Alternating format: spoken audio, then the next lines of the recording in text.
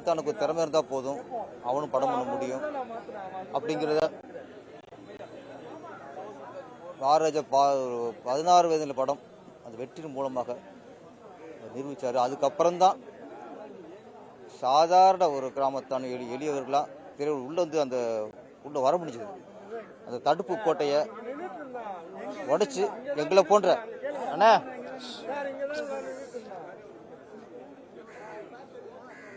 எங்களை போன்ற கிராமத்தவர்கள், நான் சேரனாக இருக்கட்டும், தகர் பச்சனாக இருக்கட்டும், நிறைய ஒரு பாக்கியராசனாக இருக்கட்டும், மணிவண்ணனாக இருக்கட்டும், இப்போ நிறைய இயக்குநர்கள் வர்றது மூல காரணம் பாரதிராஜா அவர்கள் தான். ஒரு காலகட்டத்தில் பெரிய இயக்குநர்கள், பெரிய கதாசிரியர்கள்ட்ட மட்டும்தான் தயாரிப்புள்ள கதை கட்டுக்கு இருந்தாங்க. ஒரு சாதாரண அசிஸ்டன்ட் போய் கதை சொல்ல முடியாது, அப்போ மட்டும் கிடைக்காது. ஏன்னா உதவி இயக்குநர்கள்லாம் ஒரு அந்த தகுதிகளை பார்க்க மாட்டாங்க. பாரதிராஜாங்கிற அந்த ஒரு இமயம் உள்ளே வந்ததுக்கப்புறம் தான் உதவி இயக்குநர்கிட்ட கதை வைக்கிற கலாச்சாரமே நம்ம இண்டஸ்ட்ரிக்கு வந்துச்சு. பாரதிராஜாங்கிற ஒருத்தர் படம் வெற்றி அடைஞ்சதுக்கு அப்புறம் தான் நூற்றுக்கணக்கான இயக்குநர்கள் இன்னைக்கு வந்து எங்கள் இயக்குநர் சங்கத்தில் 2500 பேர் உறுப்பினர் இருக்காங்க. அதில் இன்னைக்கு 1000 பேருக்கு மேலே இயக்குநர்கள், 1500 நெருங்கிருச்சு. அப்போ இன்றைக்கி 1500 இயக்குநருக்கு இருக்கிறாங்கன்னா அதுக்கு காரணம் எங்கள் பாரதிராஜா தான். இன்னொன்று பாரதிராஜா சொல்லும்போது ஒரு சினிமா பட இயக்குனர் அப்படின்னு ஒதுக்கிட முடியாது. அவர் ஒரு சமூக சிந்தனையாளர், சமூக பொறுப்புள்ளவர், சமூகத்துக்காக பல போராட்டத்தை கலந்துருக்காரு. இன்றைக்கி இயக்குநர்களை பாரதிராஜாங்கிற ஒரு இயக்குனர் ஒரு போராளியாக இருந்திருக்கிறார். காவேரி பிரச்சனைக்கு ஒட்டுமொத்த தமிழ் திரையுலகையும் ஒன்றிணைத்து போராடியவர் எங்களுக்கு பாரதிராஜா.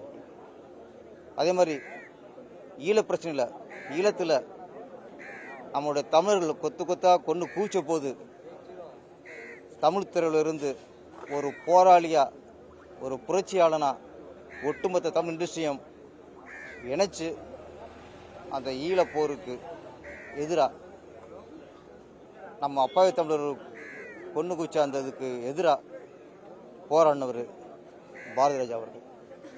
ஒரு சினிமா இயக்குனர்னு அவரை ஒதுக்கிட முடியாது. மிகப்பெரிய சமூக பொறுப்பாளர்.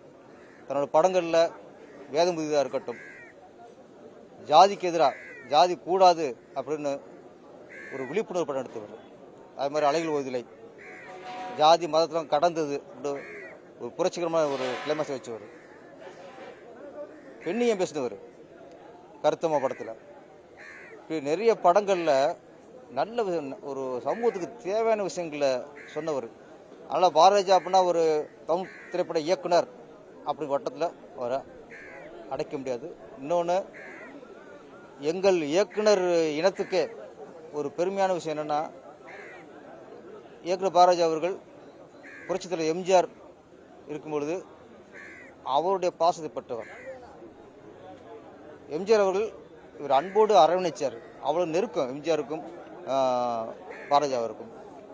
அதுக்கப்புறம் கலைஞர் அவர்கள் அவ்வளவு பேரன்போட பாரதிராஜாவை கூட வச்சுக்குவார்.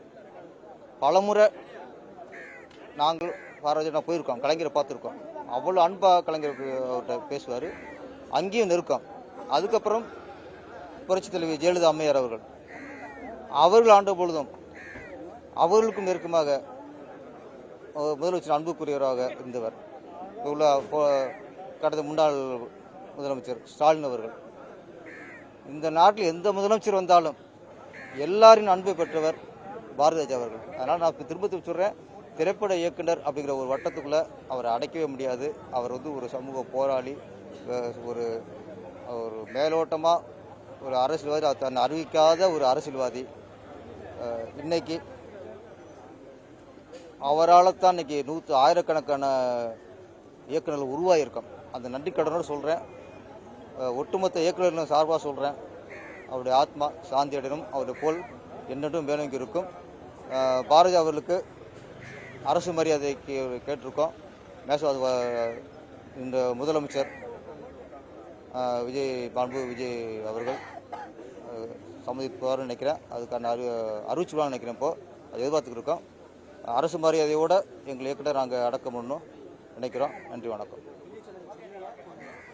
இல்லை, அது இப்போ முடிவுக்கு வரல. இறுதிச் சடங்கு வந்து இப்போ ஊரில் வைக்கணும்னு அவர் விரும்பியிருக்காரு நினைக்கிறேன். அவங்க குடும்பத்தார் முடிவு பண்ணுவாங்க, அது நம்ம முடிவு பண்ணல. அது குடும்பத்தார் பொறுப்பில். எங்களை இயக்குனர் பாரதிராஜா அவர்களுக்கு அரசு மரியாதையோடு அடக்கம் பண்ணுறதுக்கு முதலமைச்சர் அவர்கள் சம்மதம் தெரிவித்து அறிவிச்சிருக்கிறாரு. இந்த இயக்குனர் சங்கம் சார்பாகவும் ஒட்டுமொத்த தமிழ் திரையுலகம் சார்பாகவும் முதலமைச்சர் விஜய் சார் அவர்களுக்கு நன்றியை தெரிவித்துக் கொள்கிறோம்.